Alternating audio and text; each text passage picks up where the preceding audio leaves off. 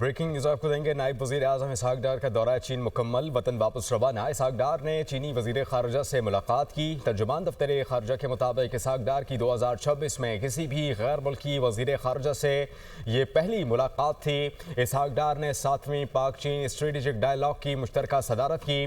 چین کے ایگزیکٹو نائب وزیر اعظم سے بھی ملے۔ اسحاق ڈار نے چائنا انٹرنیشنل ڈیولپمنٹ تعاون ایجنسی کے چیئرمین اور چائنا کارپوریشن کے نائب صدر سے بھی ملاقات کی۔ اس کے علاوہ دورے کے دوران پاکستان اور چین کے درمیان سفارتی تعلقات کے قیام کی 75ویں سالگرہ کی یادگاری تقریبات کا باقاعدہ طور پر آغاز بھی کیا۔ نائب وزیر اعظم اسحاق ڈار دورہ چین مکمل کر چکے ہیں، وطن واپس روانہ ہو گئے۔ اسحاق ڈار نے چینی وزیر خارجہ سے ملاقات کی۔